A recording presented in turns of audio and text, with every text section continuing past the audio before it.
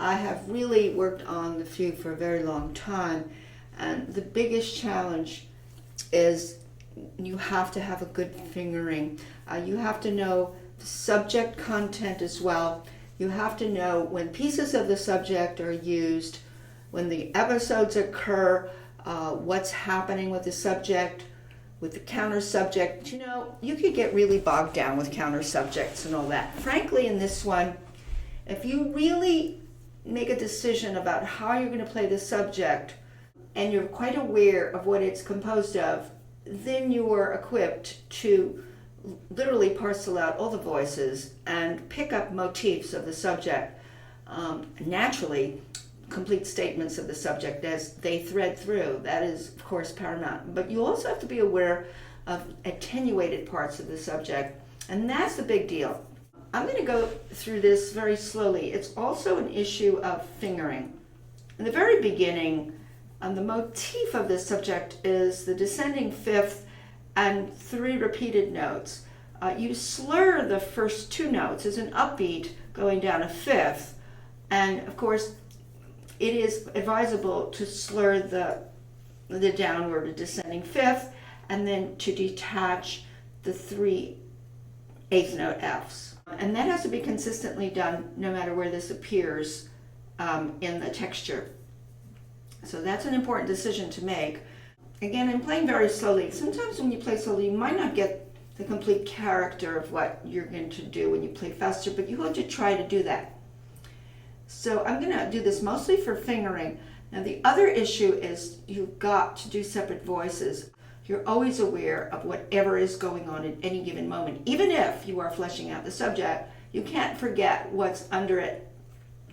Having said all of that, I guess what I'll do is, because I expect that everyone learning this will learn each line, but once you get to that point, here's the fingering issues here.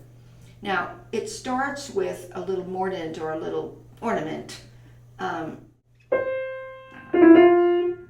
Repeated notes. Repeated notes. This is the subject. F minor. Drag it. Here comes the answer. That's a fifth in C minor. A fifth from F minor is C minor going up, but it's below, of course, here. Now that's the subject in the answer, we call it.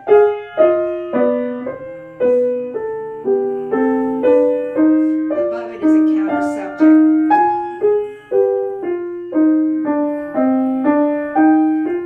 Now I'm slurring this in a certain way. You can see upstairs.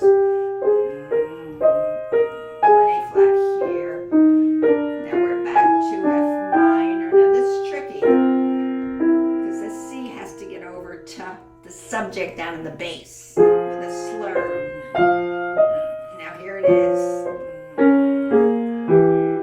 Now watch this fingering, it's tricky.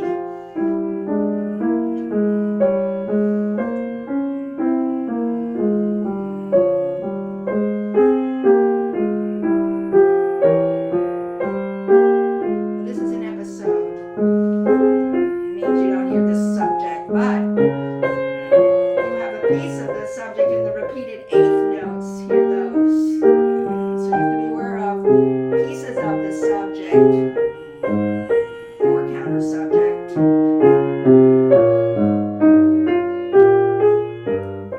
This is all for fingering and for slurring. Dominant A flat. Now, you have to see what happens here is the subject is going upstairs into the soprano. Is an ornament on it.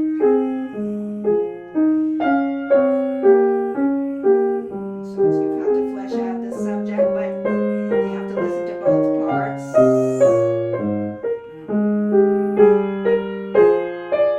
Now here you have the subject in the middle voice, and that's tricky because you're going to cross hands for the subject. Watch.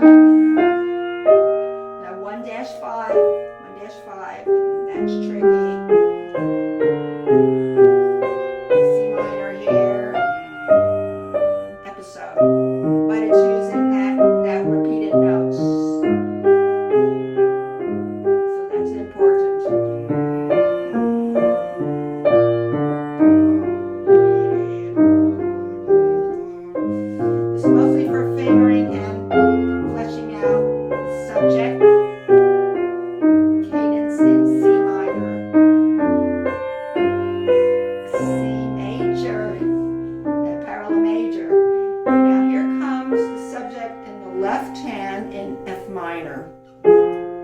Let's do that again. When I talk too much, I can't do it. Let's go back here. Notice this fingering in the right hand. 2-1. That's why this fingering is so important, because otherwise you can't get the legato where you need it. Major. That's a beautiful parallel major from the C minor. So make a surprise out of it. But the big deal is these finger switches. You see a lot of this in Bach, where if you don't do the finger switch, you get these gaspy phrases. So the groundwork for this is fingering and awareness of the voicing. So here, again, 2 voices, 2-1. That's why I really parcel separate voices before I even do this. See, that's what I would do before I did any of the 2 hands. Now I'm doing 2 voices, but I would actually do 1 first. See why this is so important. Even when you do this, you're aware of the 2 voices. This is when you get to the 2 voices. You have to do 1 at a time. This is why I would practice it first like this.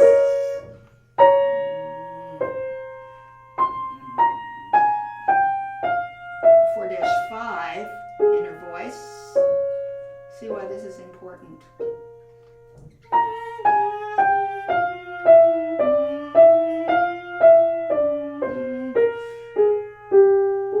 So we're jumping ahead by today playing everything together, but when I learned it, I learned every voice, again, to the extent that when I finally put them all together, I was aware at any given moment of whatever was going on in one of 3 voices. Let's see where I left off. I guess I left off here. Let me see if I have good fingering. So here.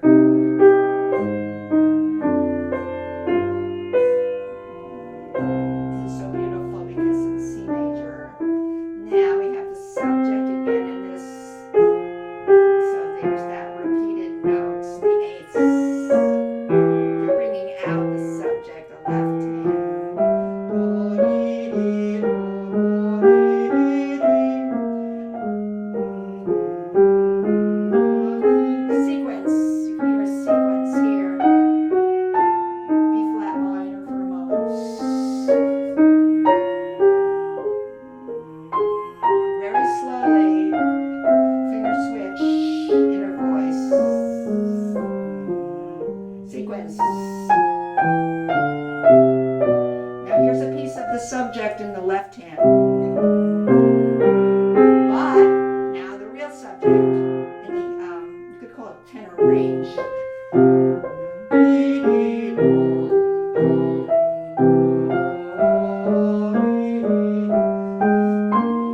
This is a deceptive cadence. So beautiful. Look how slow I'm going. Now, left hand picks up the subject. Repeated eighths, so you want to hear them.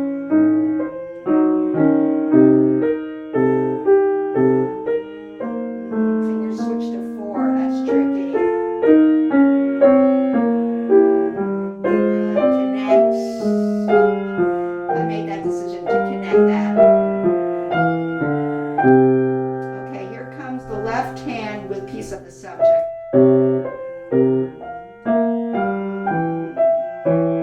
Follow it. Will be the most important thing there. 1-5. See what this fingering is. And then you have to hold that down for a moment. This is episode. But still, the episode uses the repeated 8th notes from the subject.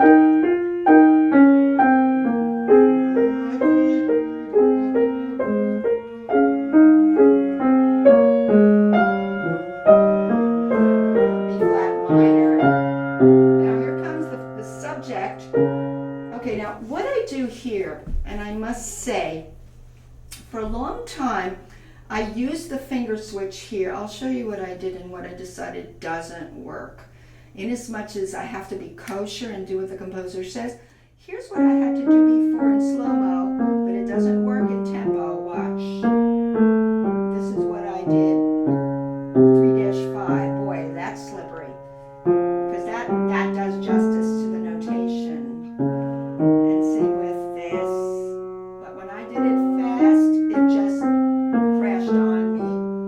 And frankly, I just had so many crashes on that 3-5 and 1-5 that if you watch my video, you'll notice that I decided I'm going to sacrifice that for a very smooth voyage there. And here's what I do now. And you know, I'm sure if you're really extremely conservative about this and you want to obey the notation, you would do this. I'm going to do it exactly. That observes the notation. 3-5, because when you slip in, you can now hold, and now you can hold this for 2. Let's see, you can hold this for 2/16. That's the strict fingering.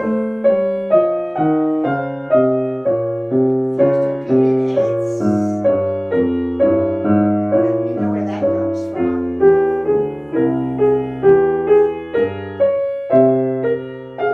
Here comes the episode.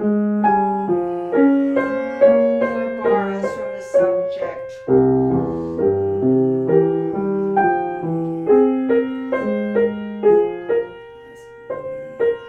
Sorry, I missed that. Do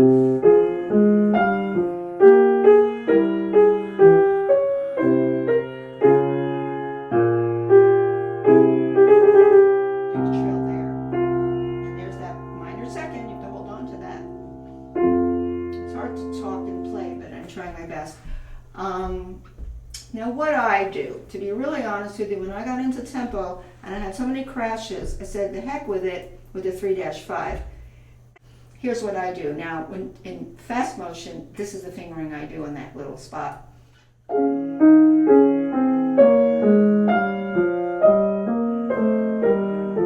do this. I just go over to there. And then I just go over to here because I was crashing so much. You'll see if you do that, you won't crash.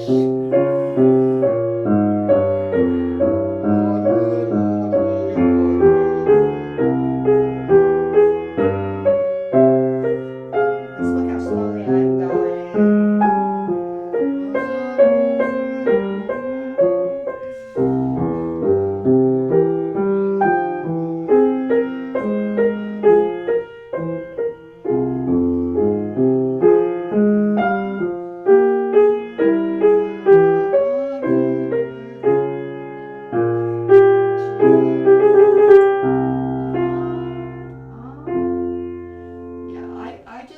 Force myself to go as slow as possible when I'm in the learning process. Like right here. Watch.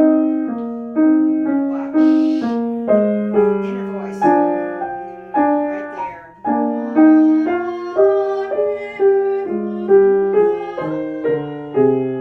Sequence is so beautiful. This sequence in C minor. I mean, that is just total heaven on earth. The other thing is really know your keys, and I didn't go over all the keys, but when you get cadences from the subject into different keys, you've got to write them down, and I write them down in the music because it gives you a good handle on how the music is organized. It's very good to map out the keys. So separate hands, separate parts, good fingering choices, know the subject and how you're executing these repeated notes, how you're executing the 16th notes, how you're doing pieces of the subject, whether they're upside down, right side up. You could get really bogged down in an intellectual exercise, but at a certain point your ear tells you what the subject was because you're so saturated with it, and you start to pick up what Bach's doing with it.